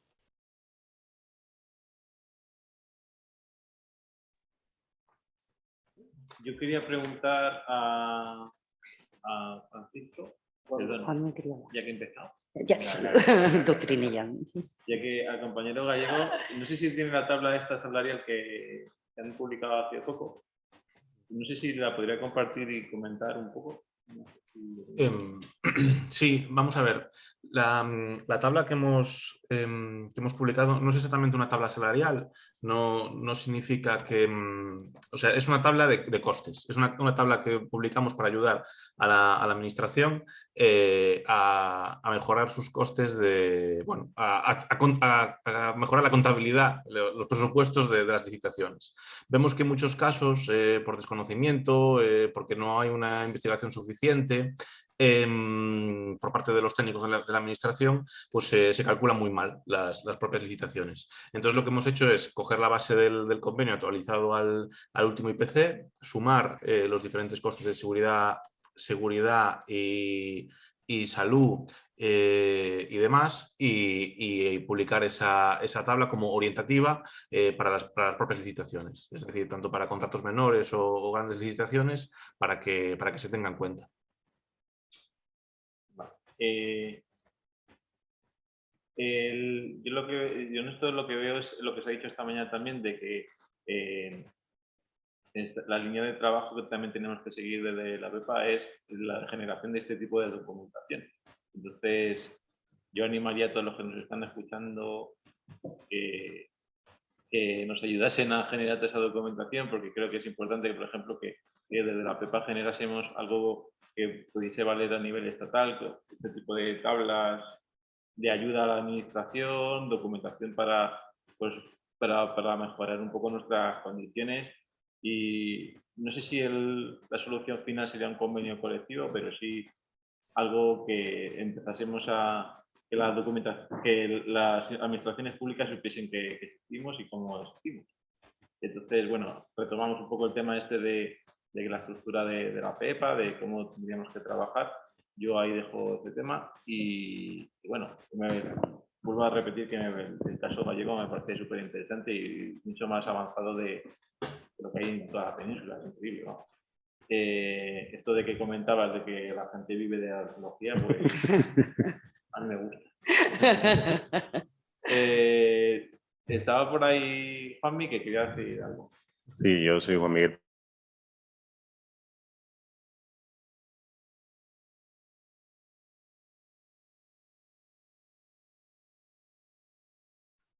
No se escucha.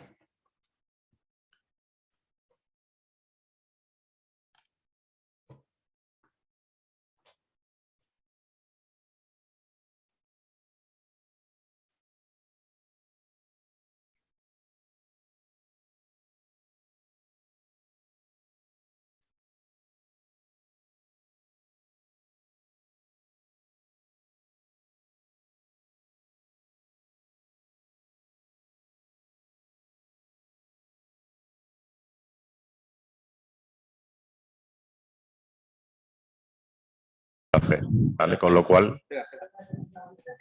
No se escuchó nada, ¿no? Ahora otra vez. ¿Me escucháis ahora? Ahora sí. Vale, pues lo mismo, me doy Juan Miguel Pajuelo. Nada, se acaba de desconectar de nuevo.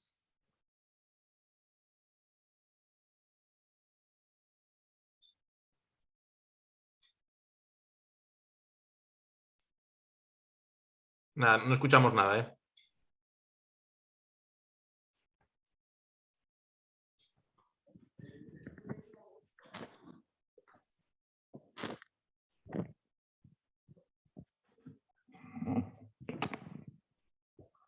¿Ahora? Ahora sí. Pues el personal de lo que estaba diciendo antes, que a mí me han llegado a firmar desde la Delegación de Cultura, el desmantelamiento de una serie de bienes de interés cultural en el libro diario y se han quedado tan panchos. Es decir, como si te mandan, pues, y te lo ponen en un libro de órdenes firmado por el responsable, que tiene la labor de inspección, y lo desmontan y les da exactamente igual.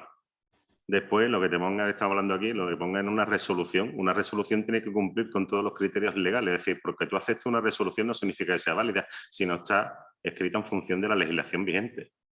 A nosotros nos han robado nuestros derechos laborales, nos han invisibilizado. De efectos prácticos se han quedado con todas las noticias de prensa y los arqueólogos nunca existen. La lluvia, los perros, el agua, los niños, un rayo, los extraterrestres, los atlantes, la carretera. Todo eso descubren restos arqueológicos y los arqueólogos no. Pero no sé cómo lo hacemos. Eso sí, después siempre hay un arqueólogo por ahí que limpia todo lo de fantástico y maravilloso y además lo interpreta para que pueda venir el político de turno a hacerse fotos, ¿vale? Voy a explicarlo.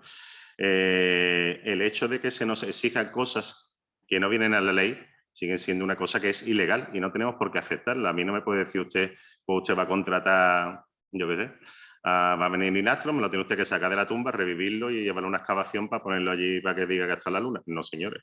O sea, el hecho es que el abuso de las potestades de la inspección y de las potestades para poder trabajar que se nos hace en Andalucía y por lo que estoy viendo en el resto de España y de Europa no es normal. O sea, no, nos han quitado todos los derechos de ciudadanos y los derechos laborales, porque además hay una conceptualización de que somos trabajadores reales o irreales de esa misma cadena productiva que en este caso es lo que es la administración pública con respecto al patrimonio. Y en última instancia el problema es político y es un problema conceptual básico, de base. O sea, somos molestos porque ya se decidió hace 40 años en la propia Constitución de que hay que conservar el patrimonio histórico. Es más, en la propia Constitución no viene cómo hay que hacerlo. Dice que se aconseja y que además hay que salvaguardarlo para el futuro, pero en definitiva esto choca perfectamente claro con 40 años que venimos de una dictadura, no olvidemos, en el cual los intereses particulares y los intereses de clase han estado por encima de eso. Y ahora de pronto hay que conservar el patrimonio. Pues evidentemente lo que pasa es que hay un conflicto que todavía no se ha sabido resolver y el conflicto es especulativo y económico. No se ha querido. No, ni se ha sabido ni se ha querido, ¿vale? En más, todos sabemos que en el momento de que se establece durante 40 años, por ejemplo en el caso de Andalucía, lo que es la preeminencia de un partido político, da igual el que sea, pues al final resulta que las instituciones se convierten simplemente en lo que son instituciones secuestradas. ¿Por qué? Porque durante 40 años está lo mismo. Y aparte, no se ha cambiado un principio básico de la culpabilidad de la ciudadanía y de los ciudadanos y de nosotros. Es decir, nosotros estamos en un principio de culpabilidad frente a la administración. Es decir, ellos siempre tienen la razón y tú tienes que demostrar que es falso. Cuando por regla general, y en casi todos lados, que somos profesionales con muchos años a nuestra espalda, resulta que la razón no suele tenerle una persona que acaba de entrar y acaba de terminar la carrera y habrá hecho 2 excavaciones en su vida. Es evidente que no, porque en estos casos necesitamos personal especializado con experiencia, como es el caso de los arqueólogos que llevan mucho tiempo trabajando. Evidentemente ni somos fantásticos, ni somos maravillosos, ni somos unas grandes personas todos y cada uno de nosotros. Habrá como de todo en botica. Pero por regla general, nuestro trabajo es vocacional y nuestra guía es vocacional. Por lo tanto, intentamos hacer todas las cosas lo mejor posible. Mucho mejor que si te contratan 3 meses para hacer tu trabajo y hacer papeles y estás hasta las narices, hacer papeles todo el puñetero día y no excavar. O sea, yo eso lo puedo entender. Pero es que al final resulta que todo eso va en contra de lo que es realmente la conservación, la arqueología y la profesión. Y no estamos hablando, pues bueno, estamos hablando de ese papel tutelar del Estado, pero el papel tutelar del Estado, en el caso de Andalucía, es una corbata de nudo que si te tira un poquito para arriba te ahorca, básicamente. Ese es el papel tutelar del Estado y además, como os he comentado, no hace las cosas bien, no las hace bien. Y evidentemente lo que tú no puedes tener, por ejemplo, en casi todas las delegaciones son que las RPT de las delegaciones están vacías misteriosamente y apenas hay funcionarios de carrera. ¿Quién firma las cosas? ¿Quién hace las cosas? ¿Cómo se han hecho las cosas? ¿Por qué no se han llenado esas plazas? Es decir, aquí podríamos estar hablando, pero realmente en el fondo de la precariedad de nuestra, en este caso, profesión, tiene mucho que ver con ese papel del Estado. Y me voy que ya me está echando. Muchas gracias. No, yo creo que, no sé si empezar ya con las conclusiones, pero bueno, lo que comentaba Juanmi, al final, lo que también le he dicho al compañero mexicano, a mí me da mucha envidia de que ellos están mal y se organizan y se manifiestan y van a las calles y hacen ruido. Nosotros al final, pues aquí ahora mismo somos 12 y estamos aquí quejándonos. Y nos quejamos entre nosotros. Entonces, lo que estábamos hablando esta mañana, yo vuelvo siempre al tema, pues al final lo que tenemos que hacer es, si queremos cambiar las leyes y queremos cambiar nuestro reconocimiento profesional y nuestro reconocimiento social, pues vamos a tener que trabajar en ello, vamos a tener que cambiar las leyes, pero además es que no nos la van a hacer. La ley nueva no nos la van a hacer a nosotros, a nuestra medida, según lo que queramos. Se la vamos a tener que dar hecha. Entonces, pues nada, toda la documentación esta que podamos generar de, pues no sé si, vuelvo a decir, no sé si la solución es un convenio colectivo, pero todo lo que importa, todo lo que comprende el convenio colectivo, el CENAE, toda la documentación de categorías profesionales, salariales, etcétera, etcétera, eso lo vamos a tener que trabajar y para eso pues hemos llegado y para quedarnos, espero. Y tenemos que trabajar en ello desde una estructura básica que estamos comentando del grupo de trabajo, pero trabajando sobre cosas concretas. Y yo ya dejaría los localismos y demás y lo que iría es a cambiar la ley de patrimonio histórico, a cambiar la ley de trabajo, de reconocimiento, por ejemplo, de nuestra profesión con el CENAE y todo eso, el IAE, o sea, todas esas cosas de la Seguridad Social, Ministerio de Trabajo, etcétera, etcétera. Y para eso necesitamos ser muchos, ser de muchas partes y por ejemplo, la vía también está de empezar a colaborar con otros países y a nivel europeo, incluso ya mundial, con los compañeros mexicanos y demás, para que se conozca de la problemática de nuestra profesión, que al final es igual en todas partes. Estamos trabajando en el patrimonio de todos, es una cosa que todo el mundo dice que qué bonito, pero al final parece un hobby, llega cualquiera, dice que somos unos cazasubvenciones y cosas así, y unos privilegiados, y al final pues somos unos trabajadores bastante precarizados y que como sigamos así, pues esto va a desaparecer, va a llegar una máquina excavadora, se va a cargar lo que haga falta y aquí no pasa nada. Entonces, pues nada, a trabajar. Y con esto y en bizcocho. Si quiere alguien decir algo, es el momento, y si no, son las 7 en España y es buena hora para terminar. Bueno, yo por mi parte, que bueno, también lo adelanté en la presentación, pienso que sí, que una de las bases, una de las posibles soluciones, por lo menos para algunos de nuestros problemas, es conseguir un convenio estatal, que insisto, después puede ser mejorado por los convenios autonómicos, y desde la perspectiva gallega, la verdad que hay que conseguir también aglutinar en un sindicato a la base, bueno, pues a la base trabajadora no autónoma y en otro empresarios y autónomos, y ponerse las pilas y entre todos mejorar la situación. Ya os digo, la experiencia gallega desde el 2009 hasta hoy en día, 2022, es muy buena y pienso que se podría aplicar al resto del Estado. Va a hablar ahora Juan de México y luego Ángel y terminamos, ¿vale? Bien, gracias, sí.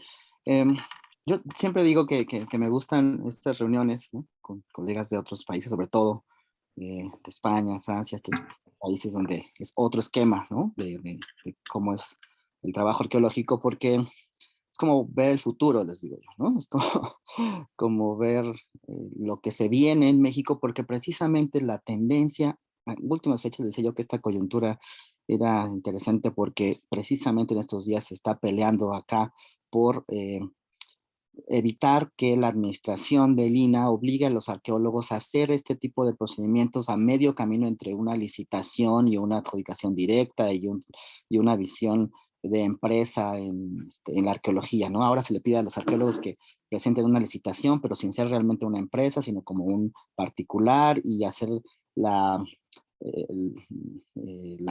trampa, ¿no?, la ilegalidad de mostrar 3 cotizaciones distintas que hizo el mismo arqueólogo para que salgan con un concurso inexistente, y entonces gane la licitación y lo puedan contratar, ¿no? Hacia allá están caminando porque, les voy a contar esto muy rápido, porque el INAH se encontró con el mundo de la construcción en el 2017, cuando vino el sismo aquí fuerte en México y que entraron las empresas a trabajar directamente con el instituto, empresas constructoras que traían todos sus vicios de la obra, ¿no?, de la forma que se manejan las obras, y aprendieron a robar, dicen, en el mundo de la construcción, ¿no? No estoy diciendo que ese es el objetivo ahora del instituto, sino más bien aprendieron a manejarse en esta lógica empresarial, que es con la que muchos no estamos de acuerdo. Y ahí es cuando yo solo quiero cerrar diciendo que en realidad creo que esta lucha no es solo por nuestros derechos laborales, sino por un entendimiento conceptual de lo que queremos para el patrimonio, ¿no?, para la memoria, para el derecho que tenemos todos, o la obligación que tenemos como arqueólogos para garantizar el derecho que tiene la población a la memoria. Eso es lo que está en juego.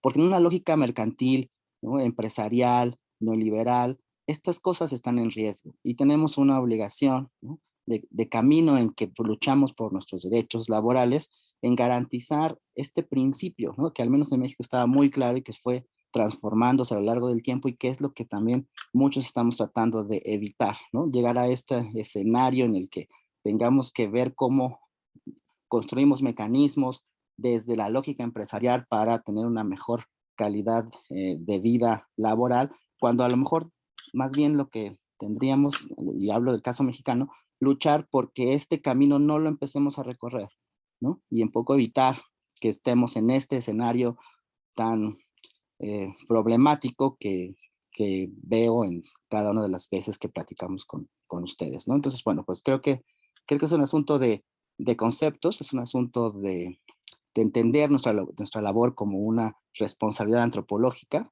y creo que no quería yo irme sin dejar esto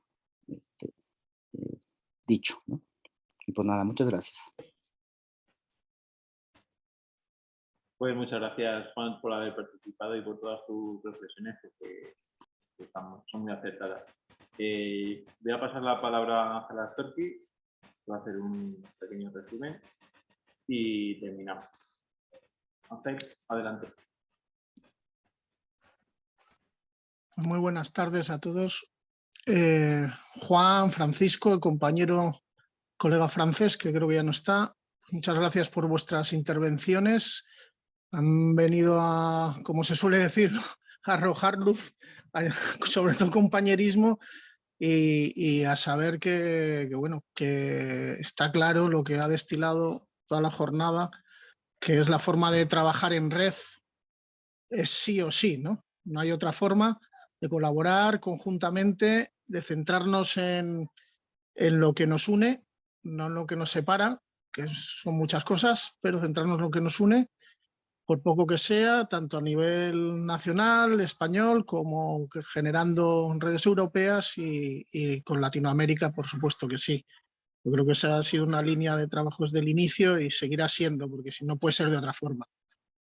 En este sentido, hay otra de las conclusiones que se puede sacar, es que trabajemos principalmente en lo que depende de nosotros. Hay muchísimas cosas, muchísimas que se han tocado que no dependen de nosotros y que hay que trabajarlas porque son importantes. ¿Quiénes trabajan? ¿Quiénes trabajamos? ¿Quiénes van a trabajar? Pues evidentemente hemos identificado no solo un perfil profesional, sino que hemos identificado sobre un ecosistema arqueológico, ¿no? Un ecosistema cultural, un ecosistema social alrededor del patrimonio cultural.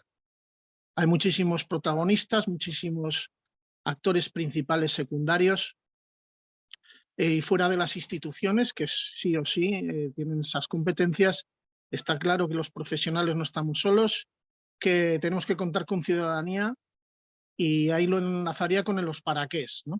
Para qué es fundamentalmente, aquí hemos hablado de derechos laborales, como no puede ser de otra manera, pero lo ampliaríamos a los derechos culturales de ciudadanía, que como bien ha dicho Víctor a lo largo de la mañana, pues son unos compañeros y sobre todo yo creo que más protagonistas principales muchas veces, ¿no? Eso a través de la arqueología pública, la arqueología comunitaria, y que si trabajamos, quizá no en la urgencia, pero sí en la consistencia a medio y largo plazo, con la ciudadanía, con la ciudadanía, pero para la ciudadanía, pues seguramente tengamos mucho camino recorrido, porque serán ellos finalmente los que soliciten a las instituciones esa labor tan necesaria que hace nuestra profesión. Hemos empezado a hablar del origen de la PEPA, los niveles estructurales que podemos alcanzar. La compañera Lourdes también detalló las cuestiones de organización de base, y por un lado, y luego las organizaciones estratégicas y de acción por otro, ¿no? Que muchas hemos empezado y otras, gracias a las aportaciones de diversos asistentes, Rocío, la más destacada que se ha ido nombrando, pero el resto de compañeras también igualmente, pues se tienen que ir ampliando, renovando o añadiendo. Y para eso entramos finalmente en los cómo, ¿no? Que se han ido tocando, y no voy a repetirlos en cada una de los análisis que se han hecho en cada uno de los temas. Sin más, es importante unirse, es importante estar sea en esta plataforma o sea en otro de los colectivos, pero que entre esos colectivos tengamos relación y campo de acción conjunta, estratégica, desde luego.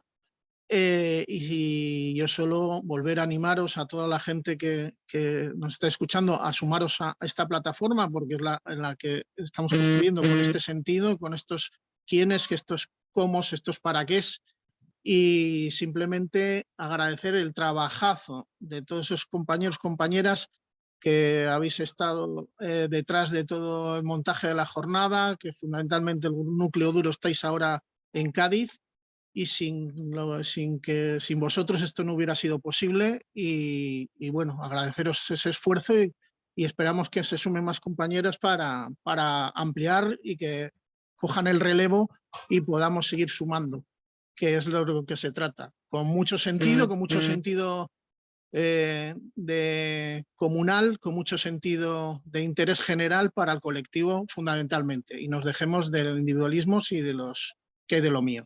Así que por eso, compañeros, muchas gracias, compañeras, y nada, en el camino nos encontramos.